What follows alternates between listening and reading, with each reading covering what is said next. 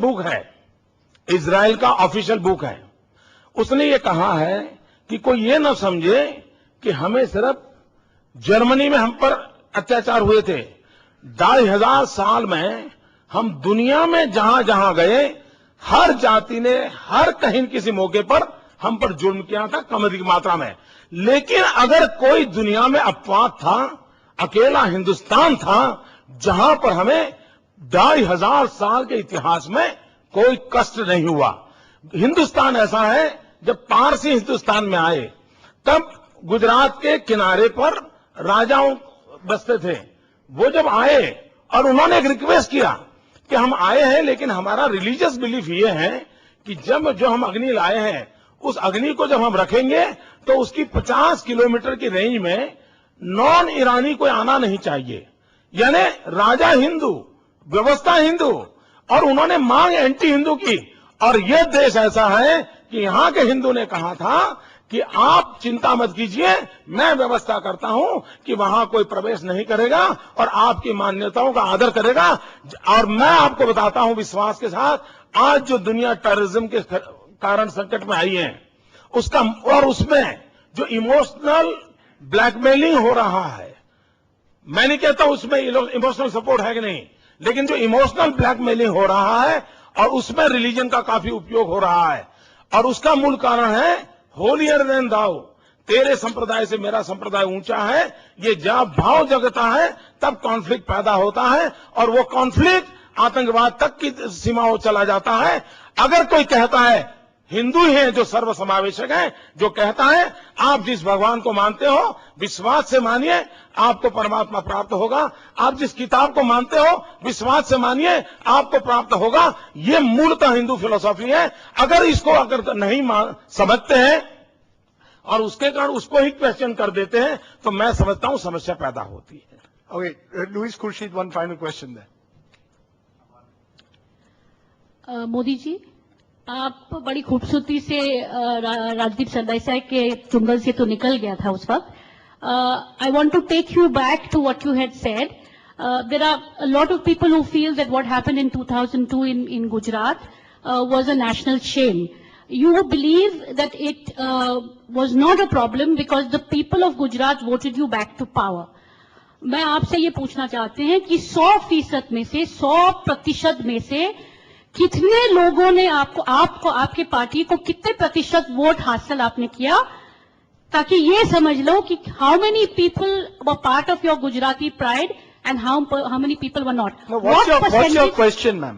My question is, what percentage of the people of Gujarat voted for your party when you returned? Out of 100%, how many percent did you win? And if you won 40 or 45%, does it mean that 55% or whatever was left does not go along with you and does not agree with your version of Gujarati pride? आज हिंदुस्तान में जो सरकार बैठी है वो भी उसी प्रकार से वोट लाई है। आप जो लॉजिक आप लगाते हैं उसी लॉजिक से जवाब आएगा। आप ये तय करें कि आपको चाहिए वो जवाब मिले, वैसा तो सवाल हो नहीं सकता। आपने जो सवाल उठाया, देखिए हिंदुस्तान का लोकतंत्र कैसा चल रहा है। 100% मतदाता एवरेज 50% वोट डालते हैं, उसमें से जो 26% ले आता है वो 100% पे राज करता है। ये हमारा डेमोक्रेटिक सिस्टम है। और खुर्शीद जी हमारे उसी पर तो चलते रहते थे। Mr. Gupta, you want to ask one quick question? Yes. Please keep it quick and brief. Very, very quick. आपने ये तो कह दिया कि राजीव शुक्ला को ना तो बैटिंग करनी आती है ना फील्डिंग करनी आती है। मैंने आती नहीं ऐसा नहीं कहा, करते नहीं है ये कहा भाई। और 2 गुजरात के सपूत जो भारत के भी सपूत हैं, जिन्हें बैटिंग भी करनी आती है और बॉलिंग भी करनी आती है, और साउथ अफ्रीका में हमारे लिए वर्ल्ड कप जीत के लाए इरफान पठान और यूसुफ पठान, 5 दिन लगे आपको उनको रिकॉग्नाइज करने में। आपको एक तो न डेट का ज्ञान है न समाचार का ज्ञान है। ये मुझे आपसे की शिकायत है कि आप इतने सोए हुए थे कि आपको 5 दिन के बाद खबर मिली। नहीं, आप सोए थे कि आपको 5 दिन के बाद खबर मिली।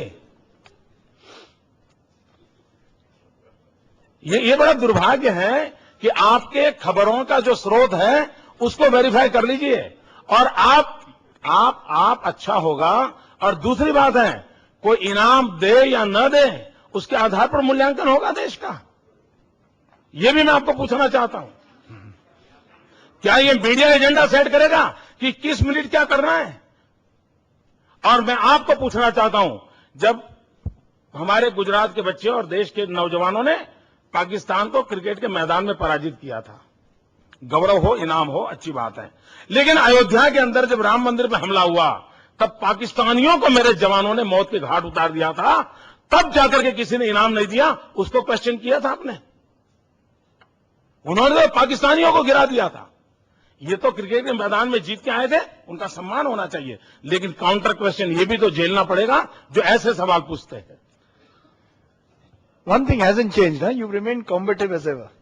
5 years haven't changed that. But I want to ask you one final question. Do you really see yourself as a future Prime Minister of this country? Is that an ambition that you have? The discussion was about Chief Ministers, about Gujarat. You believe that your priority at the moment is Gujarat. You're fighting an election there. But do you see your long-term agenda? If you win this election in Gujarat, Mr. Modi, do you believe that your next step would be at the national center stage? Is that something that you see as a goal? ये तो पूरा सवाल ही irrelevant है, बेमतलब है।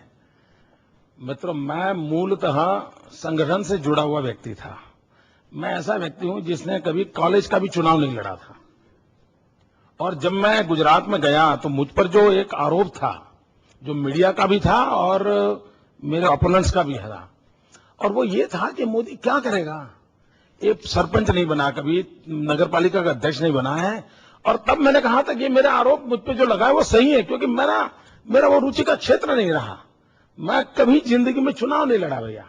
अब ये ठीक है कि अचानक मेरे जिम्मेदारी तो आ गया, तो मेरी कोशिश ये है कि मुझे जो काम मिला है वो मैं, भगवान ने जितनी मुझे बुद्धि शक्ति दी है, उसको पूरी झोंक करके मेरे राज्य की भलाई के लिए काम करूं। न मेरा कोई पॉलिटिकल एजेंडा होता है, न चुनाव मेरा एजेंडा होता है।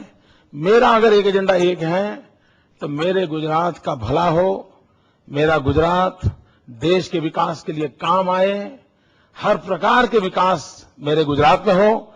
और दिन रात मेरे दिमाग में, मित्रों, ये शायद शब्दों में आपके गले नहीं उतरेगा, लेकिन आप जैसे किसी परमात्मा से जुड़ गए हो, किसी की भक्ति पूजा करते होंगे, अच्छे बुरे पल में आपको कृष्ण याद आते होते होंगे, राम याद आ जाते हो, कोई माता याद आती हो। मित्रों, मुझे दिन रात सिवाय गुजरात कुछ नहीं दिखता। मैं पागल हो चुका हूं गुजरात के गया, और मेरा वो पागलपन ही है, मेरा गुजरात की भलाई करेगा।